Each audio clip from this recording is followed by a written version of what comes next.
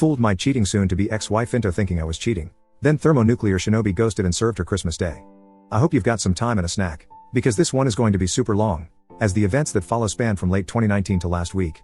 As per the rules, all names are altered herein. Okay, so here's the backstory. My soon-to-be ex-wife was my high school sweetheart.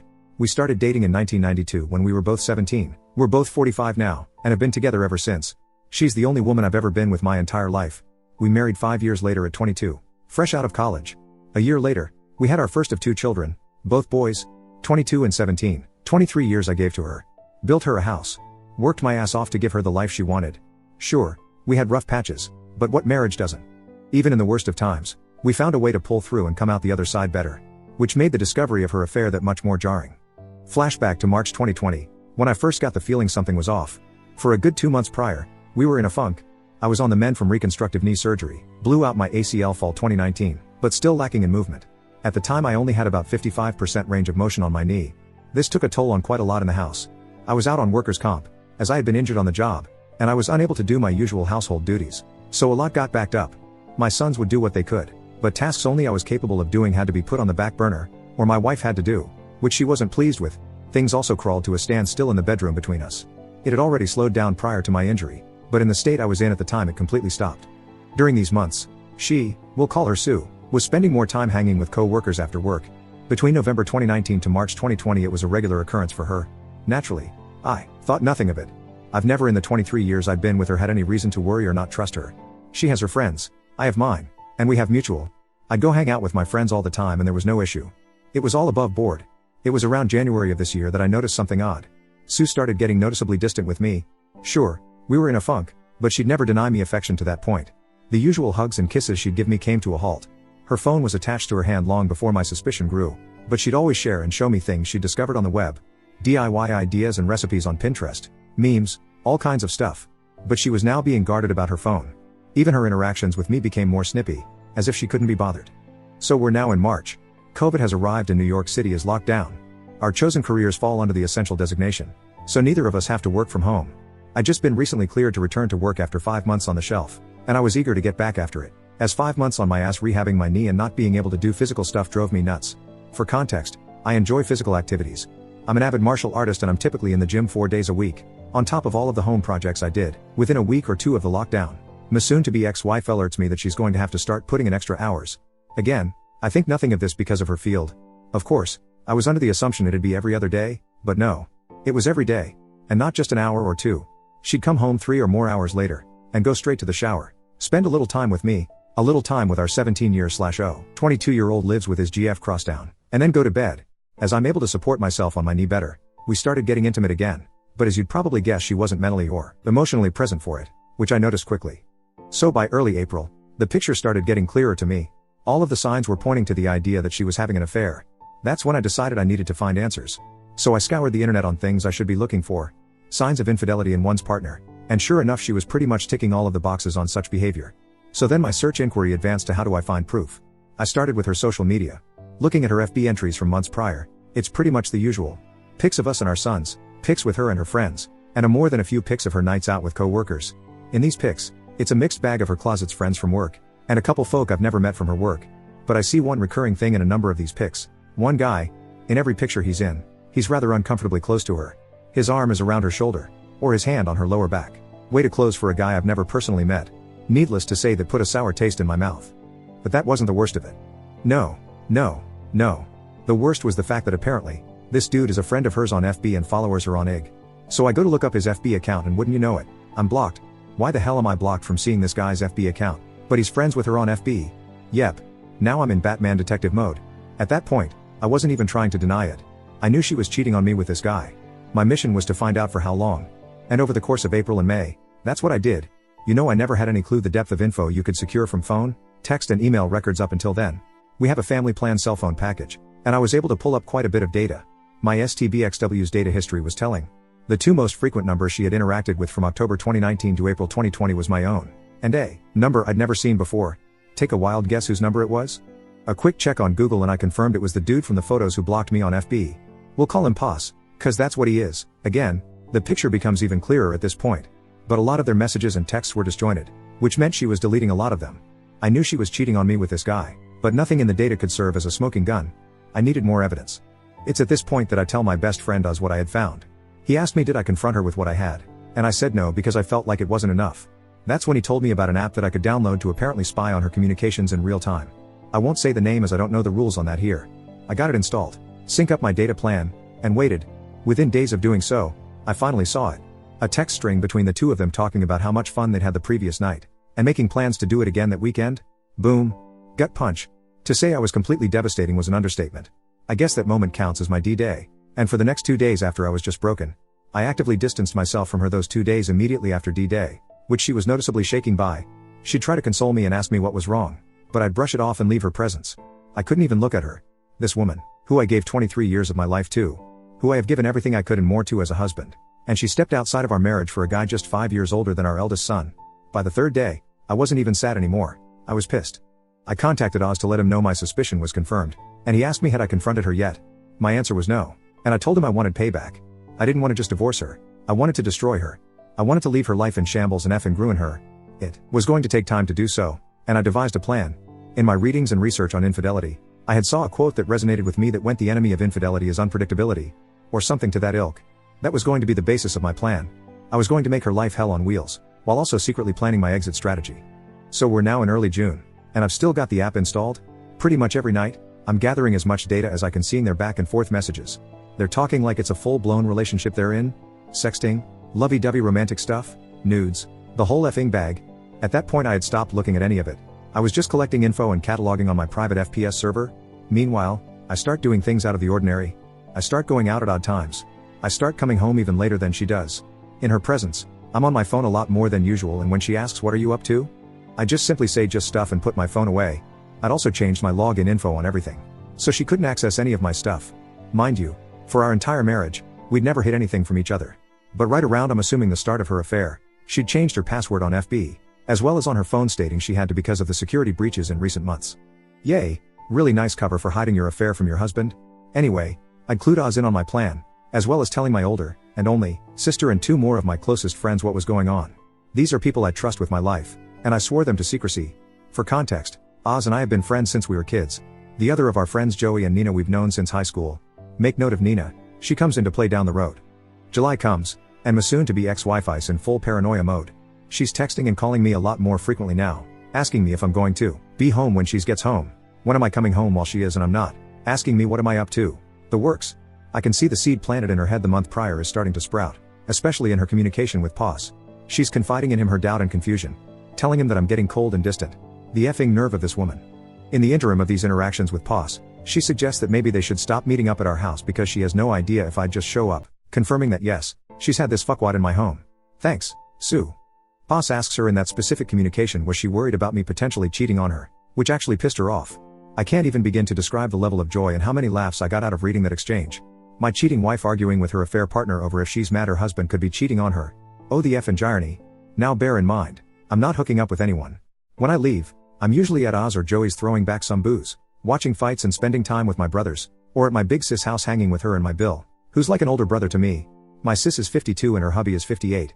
She had told him about my STBXW's infidelity, but not of my plan. Couldn't risk it as he's a bit of a blabbermouth. We'll fast forward now to October. That's when things seriously pick up. I've been in my faux affair for 3 months now, and Sue is hyper aware of the fact that I'm actively pulling away from her. It's been as long as the day I enacted my plan until the day she confronted me, October 20th, 2020, that I'd even touched her. No hugs, no kisses, no initiation of intimacy. Nothing. Not like she needed it. She was still effing pose, just at his place or at motels. So that afternoon, she calls me at work, which wasn't rare before all this began, but certainly hadn't happened in a while, and asks me to come straight home after work, saying she had something important to tell me. I'm not gonna lie to you all, I half believed she was going to come clean about her infidelity, but she of course didn't. Instead, I get home to her asking me was I unhappy with her. The effing nerve. She cites the fact that I've been spending way too much time away from home. I don't show her affection anymore and her intimacy life has completely died. She tells me she's worried I'm pushing her away because I was resentful of how she treated me the months I was rehabbing my knee. And then came the punchline. She effing gasped if I was cheating on her. Folks, I fell out on the floor laughing hysterically. And when I say hysterically I mean Joker laughing gas hysterical. On the surface it looked like, to her assuming, it was me laughing off the notion of being unfaithful. But it was of course actually me laughing at the sheer irony of what was happening in front of my eyes. I'm tearing up, pounding on the floor in complete hysterics for a good 2 minutes before I compose myself enough to answer. I sit up and look her in the eyes for the first time in months, shaking my head, but I don't give her an answer. I stand up, brush myself off, kiss the top of her head and go about settling in for the night. Later that night, as I'm in my office, I decide, you know what? Given the brevity of what happened, I wanted to see what she was telling him. So I fire up the app and sure enough they're actually texting in real time. She tells Poss I know he's cheating on me. I asked him tonight and he literally laughed in my face. He fell on the floor and laughed for like 5 minutes. It wasn't 5 minutes obviously, he doesn't even care how I feel anymore. I don't know how or why, but he's gone. I know I've lost him. This is karma, I know it. The smile I had on my face reading that must have resembled the Cheshire Cat. She was breaking. Poss attempted to console her, saying that if I cared enough for her, she wouldn't have had come to him to give her what I wasn't giving her, but the tone of her responses told me she was having doubt now. She had the nerve to step out of our marriage because I was unable to fulfill my role as a husband due to legitimate injury, and kept the affair going for at that point nearly an entire year, but the idea of her losing me to another woman was enough to make her waver? What a effing weakling. Now, during all of this I was also exacting the second part of my plan for payback, getting all of my affairs in order financially. In September, I had met with a family attorney to get the ball rolling on divorce paper. With the mountain of evidence I'd piled up to that point, New York is an at-fault state as far as divorce, and the overwhelming amount of proof I'd gathered displaying Sue's infidelity pretty much solidified I could nail her to the effing wall in a divorce case. My lawyer instructed me to get all of my financials in order in preparation for whatever division of assets might come as result. I went one better than that, secretly pulling all of my money out of our joint account and putting it in my personal account. I also started shopping around for an apartment as part of phase 2. We're now in November, and I've not changed my behavior. In fact, I've ramped it up. This is where my friend Nina comes into play. For context, Nina and Sue have never been what you call close. I met Nina freshman year of high school 2 years before I met Sue. Even way back then, Sue has seen Nina as a threat, as she's my closest female friend. There's always been an implied I don't trust her from Sue regarding Nina. She's never addressed it directly, but it's obvious to anyone who pays attention. Conversely, Nina's never been a big fan of Sue. Early in me and Sue's relationship, Nina called to attention to me how Sue was pretty much imposing herself into our little square of friends, whereas I didn't do the same with Sue's set of friends. That irked Nina because she knew why Sue was doing it. Among Sue's circle even now, there are no male friends, aside from Poss. Whereas Nina is the only girl in my square. Nina had been stuck overseas due to the virus, and finally returned to NYC November 3rd. Oz, Joey and I decided we were going to celebrate her return with a night at Joey's house for dinner and drinks. There was only 5 of us: Oz, Joey, Joey's wife, who is also Nina's sister, Nina and myself. Sticking to CDC guidelines, we take the Rona very seriously. Nina, being the evil mastermind she is, comes up with an evil idea to trigger Sue. She suggested we take some photos in the same vein of the photos I discovered of Sue and Poss months prior, and post them to my FB. And that's just what we did. It wasn't until the 5th that Sue got wind of it, as I'm guessing a few friends noticed my updates and saw how uncomfortably close I was with Nina. This really fucked her mind up, because she still believed I was cheating, and I can almost guarantee she wanted to accuse Nina, but she knew that Nina had been stuck in Europe for the majority of the year. Still didn't stop her from attempting to dress me down that night for being so, as she said, handsy in the pics. I saw this as a golden opportunity to deliver the lead jab for my knockout blow. I say, so what about the pics with you and Poss from last year? He was pretty handsy in them. But did you see me get bent out of shape over it? Deer in headlights. It was the first time I even mentioned the dude's name throughout all of this. The hamster wheel in her head started reeling in real time as she tried to explain away those pics. To that point she hadn't even known I saw them. That's little I use FB. When I actually do post something it's like an event to people. Which is why the pics with Nina specifically got so much traction among our circles. And explain away she did. He's that way with everyone. He's just a really friendly guy. I can see how it looks, but there's nothing there. I'm sorry if those pics hurt you. I'll delete them. No, the pics aren't what hurt me. The year you've been effing dude whilst lying to me that you're working extra hours and hanging with friends is what hurt me. But vengeance, as Lieutenant Worf from Star Trek, TNG so famously said, is a dish best served cold. From that night, Sue was being extra specially clingy and attentive to me. Like, annoyingly so. She's tried to initiate affection and intimacy with me and I'd stonewall her at every chance. All the while, I'm still archiving everything she's saying to Poss. Mind you, by this point I'd long since gone numb. Any desire I might have had to save my marriage was dead. I'd checked out the day I enacted the first phase of my plan. She's confiding in him that I've gotten worse. That she doesn't know what to do. And she feels like I absolutely hate her. I do. Then comes the bombshell. She says she can't see him anymore. The guilt is too much for her. And she feels like karma is suffocating her. She can't risk losing me. She says that she loves Poss deeply. But she's still in love with me. And she has to save her marriage before she loses me? No. My dear, you're about 8 months too late for that.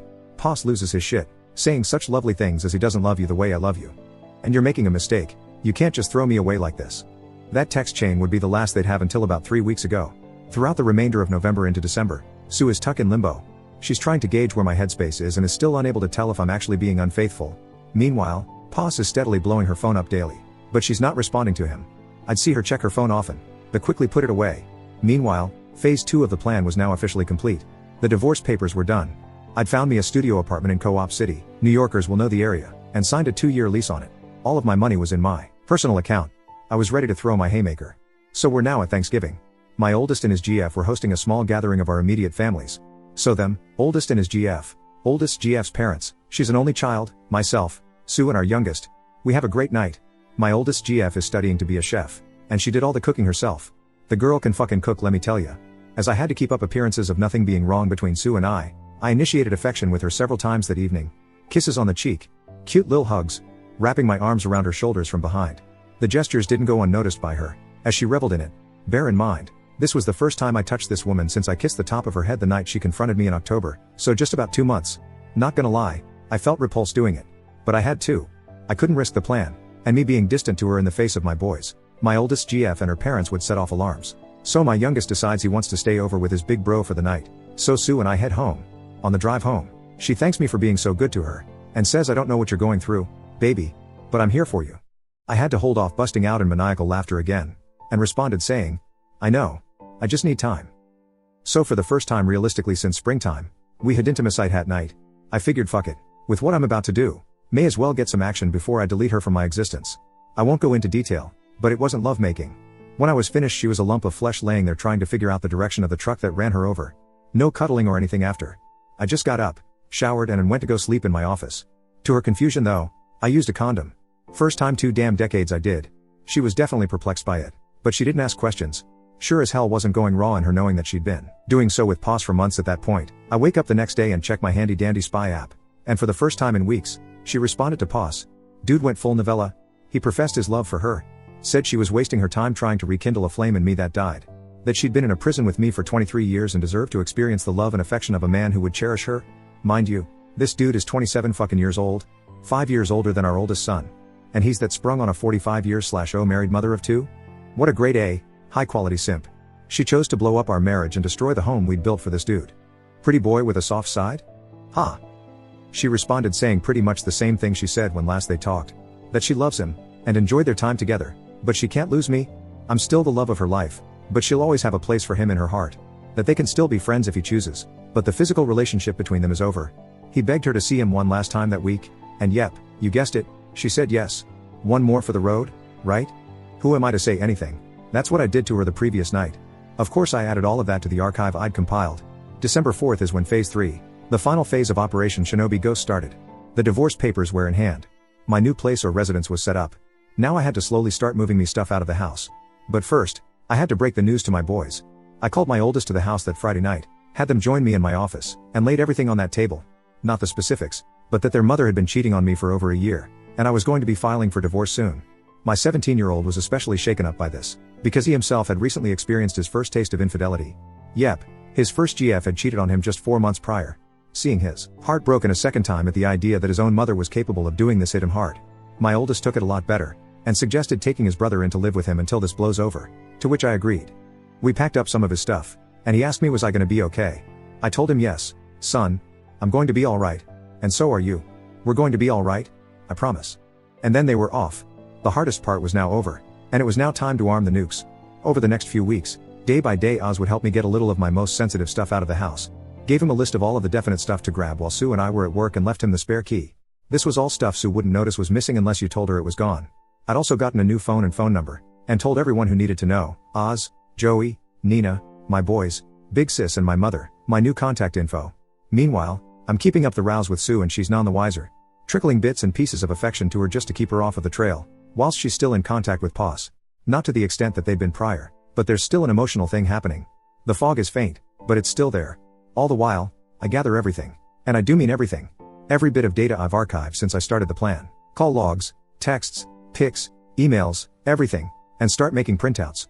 Folks, I must have spent over $1,500 on Staples supplies. Printer ink, paper, binders, the works. And I cataloged everything in order, from the beginning of the affair until that last bit 2 weeks ago, December 16th in the binders. 14 of them. I then put each one in a box, and gift wrapped each, addressing them to various people. My mother, my father passed 7 years ago, her parents, her 2 sisters, her brother, her HR department. Did I forget to mention Pos works for the same company? And there's an expressed rule against inter-company relationships because of the nature of what she does. Several of her friends, Poss and Poss's parents, lugged all of those fuckers to the post office and shipped them all out December 16th. ETA for delivery, December 22-24th. Perfect. So we're now at Christmas Eve. Sue comes home around the usual time. No idea if she'd seen Poss. I'd stopped tracking her on the app the 18th. Figure I'd gotten all the mileage I needed from it. As per usual, she showers, hangs out with me a bit. I blow her back out on the living room couch. I know, I'm in gashole, and she turns in for the night. The final phase was upon me at long last. The nuke I'd been arming since June was finally about to launch. In the middle of the night, I woke up and wrapped up one of the 3 remaining binders, with the divorce papers taped to the inside cover, and set it on my side of the bed with a note that said Merry Christmas on it. Next to it I left my old phone, and the business card of my lawyer.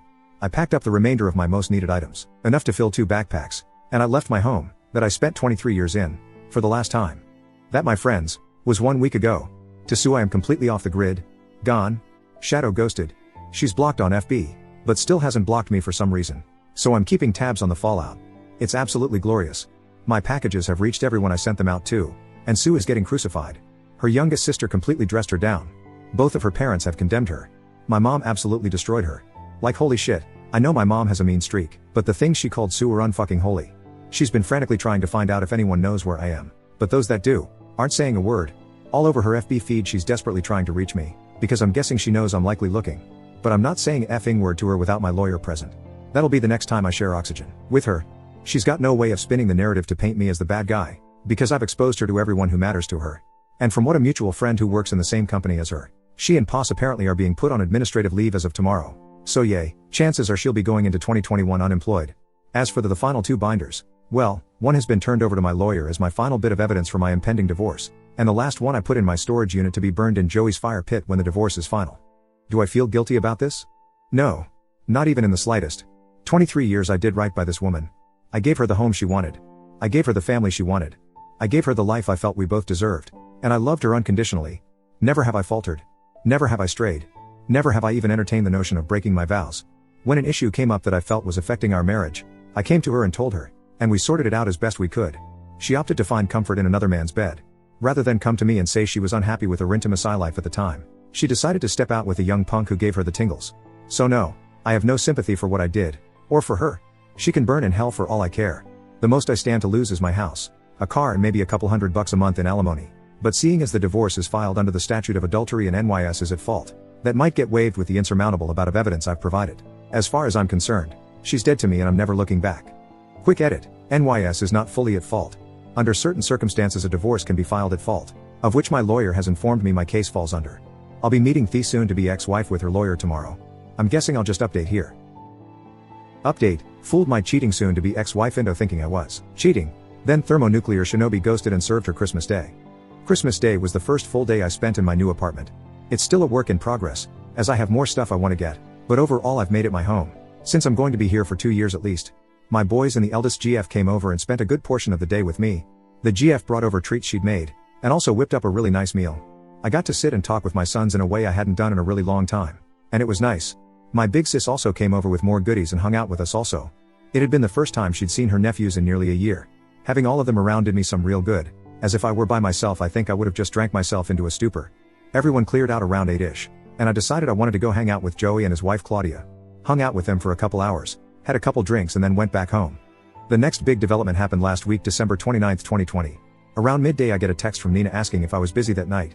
I of course wasn't, so we agreed to meet up after I got off of work. She shows up and we go to a diner not far from where I work. Here in NYC we're doing indoor dining at 25% capacity thanks to the Rona, but there's mostly no trouble getting seats because so many of us opt not to dine out as much these days regardless. So after we're seated and order our food, Nina pretty much lays all of her cards on the table, and honestly, I knew this was coming. She basically confessed that she's like me all the way back since we were teenagers, but never got the chance to tell me since Sue swooped in and scooped me up before she could. For context, I've known Nina longer than Sue by 2 years. As I mentioned, she's been the fourth point of my social square of myself, Oz and Joey. We were the social outcasts in high school, the raver kids who didn't fit into all of the other cliques. Back then, Nina had a weight problem and was diabetic. She was the heavy-set goth chick who was super cool, but no guy would ever give a second glance at. But we always had chemistry. These days Nina is a personal trainer and yoga instructor. She was the ugly duckling who grew into one hell of a beautiful swan, if I must say. Long story short, we decided that upon the finalization of my divorce, we are going to start seeing each other. And yay, I slept with her that night. Took her back to my new pad and we had a grand old time. Am I ashamed of sleeping with her? Hell no. Nina's been a better friend to me than Sue ever was. That's not saying Sue wasn't my best friend. But through the near quarter of a century I've known Nina, she's always supported me. Even so much as I learned that day, willingly taking a step back from her own feelings to allow me to pursue and eventually start a life with Sue. That resonated with me on a level I didn't think it would. That kind of selflessness towards another person is the definition of real love. I know, it sounds like I'm just trying to justify in my head that sleeping with her was the right decision.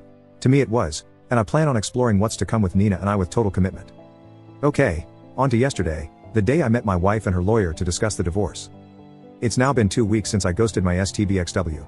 This past Monday I got a phone call from my staking that Sue's attorney has scheduled a meeting for us to discuss the terms of divorce on January 6, 2021, which was yesterday. I met with him the Tuesday morning to discuss the terms I'm wanting. Long story short, uncontested divorce under the grounds of marital neglect from Sue.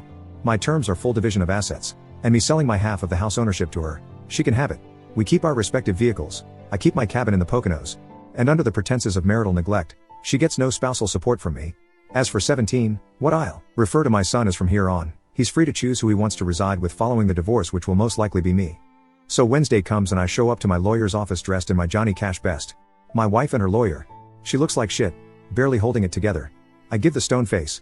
I won't bore you with the lawyer babble, but her lawyer presented an offer for terms of reconciliation.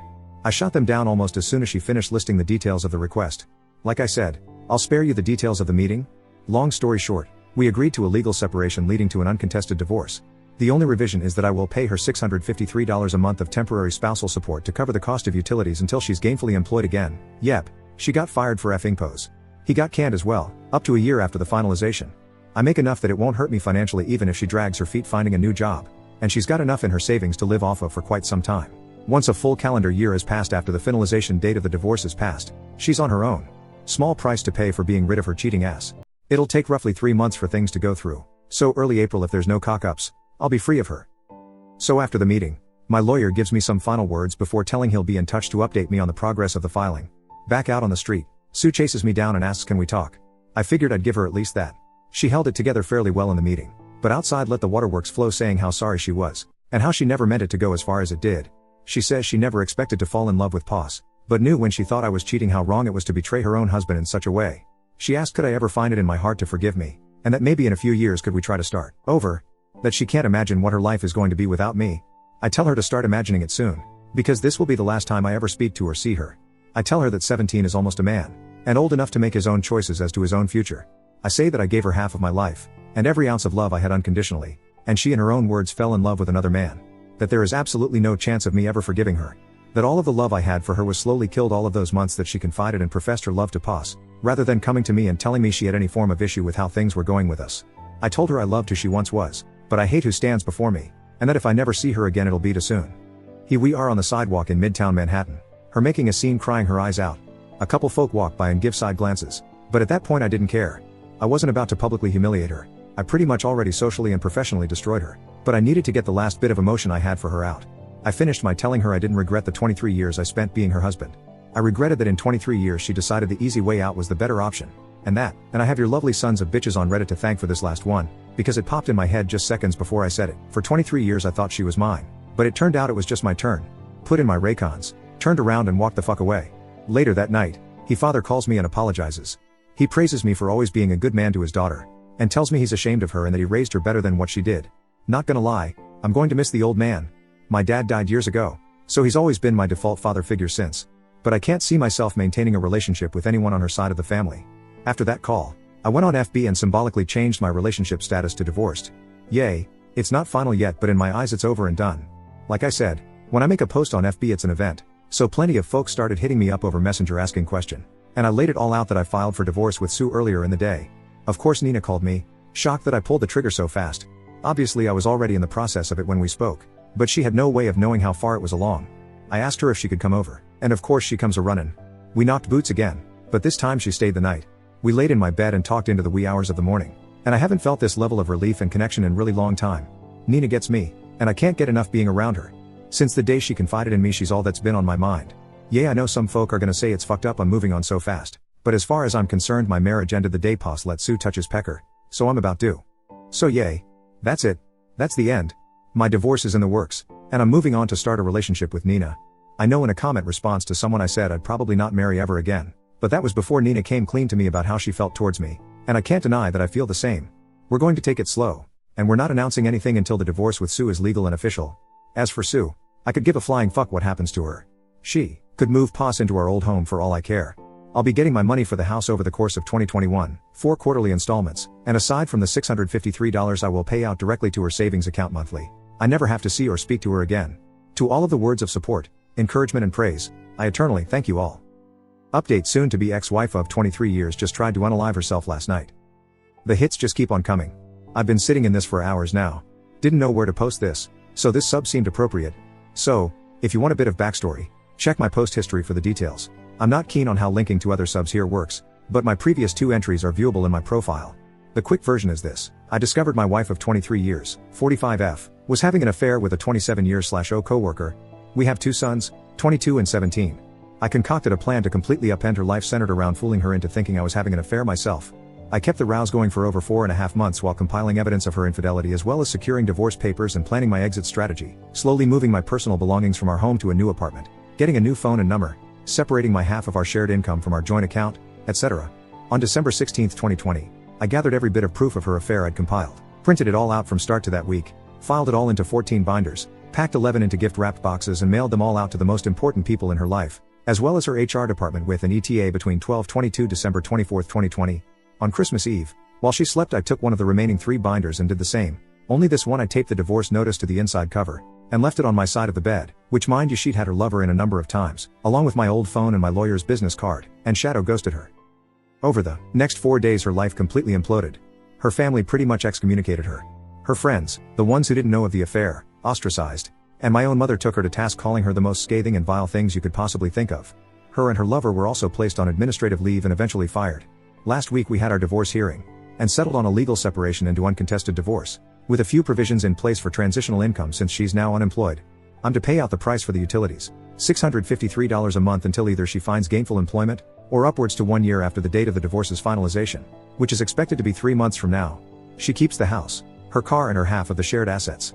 I keep my half of the assets, my vehicles, car, motorcycle and boat, and my vacation property, cabin in the Poconos. After the hearing, we had one final exchange where she tried to explain away her infidelity and begged me to give her a second chance after the divorce is finalized. I of course said no, gave her some choice words and walked away from her forever. This brings us to last night. As only my closest friends, 2 sons, older sister and mother have my new contact info, and I've completely blocked my soon-to-be ex-wife in all social outlets. She has had no means of reaching me since I left her Christmas Eve, but some our mutual friends still do. Last night I'm hanging out in my apartment and I get a voice call notification on Messenger from one of said friends, one of the few who hadn't abandoned her following me outing her affair. She didn't waste any time when I answered, and said she had went to check on Sue, the STBXW, and found her passed out in the bedroom, foaming out of the found with 2 bottles of empty pills next to her. She's in the ICU in critical, but stable condition. The doctors said that she will likely pull through. She's clearly not going to be well after. She begged and pleaded for me to come. Her parents and 2 of her sisters were also there at the hospital. My guess is they were notified after the hospital attempted to notify me, but Sue would still have my old hash as her emergency contact. I simply told her no. Sue's not my problem anymore, and she clearly decided she wanted to take the easy way out rather than deal with the shame and agony of the 23-year marriage she blew up. I then told her friend that if Sue's family were there, they can help her sort out the pieces, but as far as Sue and I are concerned, there is no Sue and I anymore. I then ended the call. I've had a few hours to sleep on it, and my sons called me this morning asking if I knew. I told them yes, but I also let both of them know that if they want to be there and supportive of their mother, I will not hold it against them or judge them for it. She is their mother after all. But I myself wash my hands of her, and care little to nothing about what she does for or to herself anymore. They were both a little taken back by this, but respected my stance. However, now that the news is broke about her suicide attempt, many of those friends who dropped her are all starting to surface again, and saying I need to be there for her, that even despite what she did to me, I need to support her in her time of need. I've also been informed that her AP tried to visit her this morning, but wasn't allowed because he's not family. I'm getting dogpiled on to go see her, but I feel nothing for this woman anymore. I haven't for a very long time. I checked out during the process of getting my payback for her betrayal, and I stand by the fact that I don't care at all for what she's done. In fact, it makes me hate her even more. She's the one who was unfaithful. She's the one who, though a near year-long fling with a guy 5 years older than her oldest son, was worth destroying 23 years.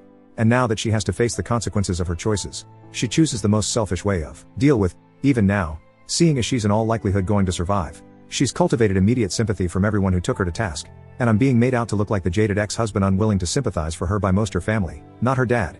He's reached out to me over the last few hours and said he respects my decision to stay away. It's like I never even truly knew this woman. 23 effing years and it comes to this. Yes, I know the way I broke things off with her may have put her in a poor mental state. But now a whole new can of worms has been opened up because either she had a complete mental breakdown and decided to self-delete herself, or she made an extremely risky and calculated move to cull favor back from people who just weeks prior condemned her for betraying me. She cheated on me, and now she's the effing victim? Sorry if this comes off as randish, but I'm here trying to wrap my brain around this. I want to be perfectly clear, I am not going to visit Sue. She waived her right to me caring about her well-being the day she let Poss, my personal nickname for her lover, put his dick inside her. This might come off as heartless, because despite the cool, calm collected way I've been throughout my ordeal, my feelings are still very much raw, but I don't give a fuck about this woman. Haven't for a very long time. I'm aware I'm going to be vilified by a number of folk here. I don't much give a shit. Think of me however you want. If you were in my shoes you'd see her actions vastly different. Some of you folks are going to go look up my post history and see the story of what I did to her. And you're going to draw the conclusion that her suicide attempt was my fault. That me tormenting her for all of those months, fooling her into thinking I was cheating on her while she actively cheated on me, then destroying her socially and professionally as a result was the catalyst for her meltdown. Maybe it was. Maybe I am heartless sociopath. But, as Arthur Fleck so famously said, you get what you effing deserve. I gave this woman half of my life and did absolutely everything to be the best possible husband she could ever have. By her own admission I had no bearing in her decision to step outside of our marriage. She did it for her. Her selfishness knows no bounds, and I am glad to be rid of her. If it makes me the bad guy because I will not go see her and never plan on interacting with her ever again, so be it. I hold true to my damn convictions. She made the choice to betray me. She made the choice to put her needs above the needs of our marriage. So now it's my turn to choose to me over everything else. She can rot in the darkest pit of hell for all I care. Let everyone else help her fix her. My obligation to ever care about her well-being ended the day we signed the separation agreement. I just needed to get this off of my chest. If you're going to cast judgment on me for feeling how I feel, save it. Like I said above, after 23 years and 2 children I never really knew this woman after all. I have no sympathy for her, and I never will. Let her effing rot. Quick update, I've been informed by Sue's dad that she's been moved from the ICU to the mental health wing. Doctors are still monitoring her mental state. She's conscious and cognitive again, but obviously lethargic. Her father told me she asked did I come to see her, and he said no and she shut down after. He respectfully said any further news he'll share only if I inquire, because he understands the headspace I'm in. Also, I've scheduled counseling for 17. The first consultation is this coming Monday. Update, aftermath of STBXW's unaliving attempt. I'm writing this here as a form of therapy. A way to get my thoughts out in a pragmatic way. Today, against everything I said in my previous posts and comments, I went to go see Sue. She's been out of the hospital 4 days now, and believe it or not it was Nina who convinced me I need to see her. She said the only way I'd let go of the contempt I feel for her is to see her one last time, in her weakened state. So around 6 p.m., I called her for the first time since I served her. Her hello wasn't the bright and bubbly hello I'd known for over 2 decades. Her voice was hoarse and weak. The moment she heard my voice she immediately began crying. Took almost 3 minutes for her to regain composure enough to talk again. Before she could say anything, I told her I was coming to see her within the by 8 p.m., and she agreed. It's about an hour and a half from Co-op City, where my new apartment is to my old home. So I grabbed a bite to eat from the local pizzeria and started on my way there. I got there about 7:47 p.m. and she was already at the door before I pulled into the driveway. As I came near, I could see the toll her actions had taken on her. She was noticeably thinner. The unhealthy kind of thin. As a whole, she looked like the Walking Dead. First thing she does is try to come in for a hug, and I stop her cold. She got the hint that I wasn't there to console her, and backed off immediately. We go inside and sit in the living room. Almost immediately Sue tells me she wants to come clean. About everything. She tells me she couldn't live with the guilt of what she did to me and the boys. From the day we signed the separation agreement, she went into a downward spiral of guilty and agony that led her to her suicide attempt. Her friend, the one that called me from the hospital, had noticed her behavior and started coming over to check in on her. She said the doctors told her had she not been found just an hour more, she would have succeeded. She admitted to failing me as a wife. That her falling for Poss was wrong, as was her choice not to pull back when she knew she was getting too deep. She also apologized for sharing the many intimate details of our marriage and speaking ill of me to him. That she never imagined herself being the kind of person who was capable of doing that, but she was. She said she believed in her head that she was doing the right thing, but ultimately when she thought I was cheating it all hit her like a ton of bricks. The feeling of betrayal was suffocating, and she had to get out of as soon as possible, but it was obviously too late by then. She then asked me at what point did I stop caring, to which I said the night she confronted me with the notion of me cheating with the fervor that did, knowing full well she'd been effing posed for months at that point. I lost all respect for her and it steeled my resolve to enact my plan. She told me that when she woke up Christmas morning and found the gift I left she was over the moon, until she opened it. That when she realized what it was, and how much I had known, she literally went mad, and hasn't set foot in our bedroom since. She was frantically trying to find if anyone knew where I was, but when she went on FB to ask, she started getting thrashed by friends and family about what she had done, but had no idea how everyone knew so fast. That's when I told her about the other binders. The look of shock on her face was priceless. It all dawned her that I did this to her. Everything she's gone through, Her friends turning on her, her family shaming her, and yes, even her losing her job was my doing. She just fell silent and shut down after that. I took the time to go use the bathroom then, and it was in shambles. The mirror was broken, her skincare products were all over the place, and the tub looked like it hadn't been cleaned since they took her to the hospital. When I came back out to the living room, she has her face in her hands weeping, and I can honestly say I felt nothing. No more anger, no more rage, and absolutely not a shred of pity. They say the opposite of love is indifference. Looking at her, that's all I felt. She looks up at me and says I fucked everything up. I ruined us, and I have no idea what to do. I can't do this by myself. I tell her, she's got her family, her friend who found her, and our sons. But she doesn't have me. She never will, ever again. I tell her I came to give her closure from the ordeal she just subjected herself to, but the moment I walk out that door, I'm never looking back. So the topic of pos comes up not long after. She tells me he reached out to her 2 days ago. They talked for a couple hours and it ended with her telling him he needs to move on with his life. Find a younger woman and forget she exists. The remainder of the convo was Sue apologizing for he betraying me and asking again, was this really the end? I look her dead in the eyes with no hesitation and say yes. It's been over long before I served the divorce notice on Christmas. I felt that was my cue to depart. No words were said, because what more could be said? I left her sitting on the couch, closed the door behind me, got in my car and drove home. It's 2:56 a.m. as I'm typing this. I needed to get this out while it's fresh in my head. This is it. The saga of Sue is done. 17 and I are both scheduled for counseling in the coming weeks. Nina and I are still going strong, and sticking to the plan of keeping things under wraps until my divorce is final.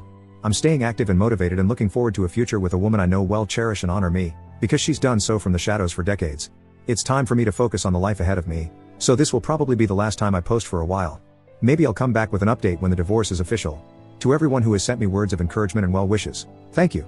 To all of those who praised me for my plan of revenge, I can honestly say I wish it never came to it, but if I had to go back and do it again I wouldn't change a single thing I did, aside from maybe doing more to pos than just getting him fired. And to the one guy who harassed me saying I deserved it because I raped my wife, you're effing delusional and get fucked you tag nut. Hopping my green ass on out of here. Update, where things are going. Anyway, it's been just over 2 months to the day I served my wife divorce papers, and a month since my last update, which I said was likely going to be my final one, but a lot has gone down since that post. And seeing is coming back to this account and seeing hundreds of messages and responses still after my last post, I'll go ahead and let everyone know what's going on.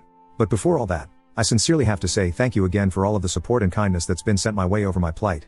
I'm as thankful for all of the love I've gotten on Reddit as I am the love I've gotten from my family. So first I want to start with an aspect a lot of people have been concerned with. 17, my youngest son. Just days after my last post he began ICE. I went with him his first 2 sessions, and he's gone by himself for everyone one since. He goes 2 times a week, and it has drastically helped.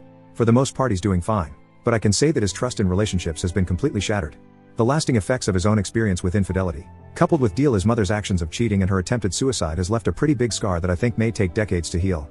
I come to find out his experience was even worse than he let on. He actually caught his ex-GF making out with a guy he thought was a friend, but it turned out was only getting buddy-buddy with him to get to her. He never told me this aspect of his breakup. My heart breaks for my son to have had to experience this at such a pivotal point of his formative years. You do all you can to protect your children, but then life goes ahead and says no. He's decided he's going to stick to IC for the long term, and I have told him if ever he needs to talk to me about anything, nothing is out of bounds. Next up there's my IC. It's safe to say if you've read the bulk of my entries I have a bit of an anger problem. Which is strange because I've always been a reserved, controlled and stoic man. But this whole experience evidently woke a sleeping dragon in me that's a pure fire breather. I've talked about everything with my therapist. And when I say everything I mean everything. When I explained to him the extent of what I did to my ex, he was both impressed and appalled. Not the reaction I was expecting. Apparently I display sociopathic tendencies when provoked, which doesn't surprise me at all given everything I did. My sessions are not so much dramatic, they're more so organizational. Unpacking all of the things going on in my head regarding the implosion of my marriage, and trying to find balance. Now for the elephant in the room, Nina. I have no idea where I'd be without this woman. Never did I ever expect to have such a caring, empathetic, nurturing woman by my side to carry me through all of this. We are still very much going strong, and try as we have to keep our ongoing relationship under wraps, it's pretty much out of the bag within our group. She just gets me. She always has since we were teens. And since she knows the pain of having the person you've invested your life into being with cheat on you as well, she does all she can to help me cope with my feelings. We split time between staying at her place and my own. The discussion has come up about moving in with each other, but her 5-year-old puts a kibosh on that idea. My place isn't big enough for 3 people, and I'm locked into my lease until 2022, so for now we'll keep splitting time between. When her daughter is away with her father, Nina's at my place. When she has her daughter, I'm at hers. Speaking of her daughter, I absolutely adore her and she's taken a shining to me. I wish I could find the words to truly put into perspective how important Nina has been to me through all of this. If you haven't taken the time to read my previous entries, Nina has secretly been in love with me since we were sophomore in high school. But she was an ugly duckling back then who thought she had no chance with me. She actively sat by and watched me chase after, date and marry my soon-to-be ex-wife Sue, knowing how she felt. Well over 25 years she held this secret until a week after I had my divorce hearing, where we met for food and she laid everything on the table. I consider myself lucky to have her in my life. We constantly talk about what the future holds between us. As we've both been burned by marriage, we're definitely not going that route, but we have discussed a civil union. We'll probably wait a little while before going that route, but it's pretty much decided between the two of us that we are it for each other. Last but not least, the soon-to-be ex-wife Sue. What I have to tell everyone about here is that, well, there's nothing to tell you. After the final time I spoke to her after her attempted suicide, I've gone 100% NC with. I have no idea how or what she's doing, and I don't care to ever know. As far as I'm concerned, she's dead to me. That's really about it for the most part. Life goes on. It's March 2nd as of me typing this, so there's just one more month to go regarding the filing going through. By this time next month, I'll be a free man officially. And I'm counting down the days I can finally and truly begin the next chapter of my life. Edit, to clear something up, I made a mistake with my statement about being clinically diagnosed as a sociopath. I assumed because my therapist said I display sociopathic tendencies when provoked that it was a clinical diagnosis. It wasn't. It was just his professional observation. Also, my oldest son 22 has no true intent to do harm to Pos. He said what he said out of anger. Update, the end and farewell. On April 13th, just 1 month ago, Sue officially became my ex-wife. I was initially told by my lawyer that it would go through on the 18th, but due in part to things here in NYC starting to open up with the lowering of COVID cases, it was pushed through a few days earlier. My lawyer Jeff gave me a call on April 12th and asked me to come see him the following day. When I did, he handed me the finalization notice and shook my hand. I couldn't just leave it at that, so I went in and gave him a hug and thanked him for all he'd done for me. On my way home, all I could do was just replay mental movies of everything. The last 24 years of my life. All of the memories. All of the history. When I stepped into my apartment it finally happened. I hit the floor and all the emotion that has been compressed in me came pouring out. I haven't cried like that in ages. But it wasn't a sad cry. Not by any means. My soul felt like it had been set free after being held in the deepest, darkest abyss. The phone call I made that night was to 22. I kept it short and sweet, saying that it's finalized and his mother and I are no longer married as to that day. He asked how I felt. I'm sure he could tell in my voice I'd been crying, and I told him I was fine. 17 got on the phone next and we spoke for nearly 90 minutes. 22 and his fiancée have been doing a great job looking after him. And he's still, like myself, going to therapy. I won't go into detail about what we spoke of, but I will say there's still a lot of work to be done specifically with his view of relationship. Nina came to see me later that night as she always does, and obviously I gave her the news. She just wrapped her arms around my waist and held tight as yes. I cried again. Once I was able to compose myself again, Nina told me no matter what, she will never betray me and loves me with all her heart. And I know every word of it is true. I might catch some flack for saying this as I don't regret the life I built with Sue. And despite all she did give me 2 strong sons, but it's clear to me now I picked the wrong woman. Nina in the last 4.5 months has given so much and asked nothing in return. All she asks of me is to be there for her. I don't want to drone on about her for too long, but she truly is my hero. There's also some other interesting events that came to pass following the divorce finalization. Case in point, Pos actually reached out to me. Yes, he actually sent me a message here on Reddit. Turns out he saw the story when it blew up on YouTube, and immediately recognized that it. Before anyone asks, no, I will not be revealing what his Reddit username is. I think I've made the kids suffer enough. The first thing he did was apologize for his hand in all of this. He gave me a rundown of what the results of the binder I sent his mother did. Essentially, he's been excommunicated from his family. His mother, as I learned when I was planning out my payback, is a devout Catholic woman. The in church 3 days a week Nomini Patri Spiritu Sancti type of devout. So her views on marriage are sacred. And learning that her son just broke up a marriage that was almost a quarter-century long sent her into a rage. She kicked him out that very day, and within the week when his employer got the binder I sent to them, he was fired as well. He's been couch hopping and trying to find a new job ever since. He claimed he wanted to reach out to me on social media, you know, all of the places he blocked me when he was effing Sue, but admits he was afraid because in his word if I was able to find him before, I could find him again. I admit I could have went all in on destroying this kid, but I didn't. I asked him when was the last time he saw Sue, and he said he hadn't seen her in months. The last time he had talked to her, Sue told him to forget about her and move on with his life. Which I recall Sue saying the last time I had spoke to her, so at the very least she wasn't lying about that. I asked a few more questions and the kid was surprisingly forthcoming. I guess he was looking for some kind of penance for the chaos he'd brought upon himself.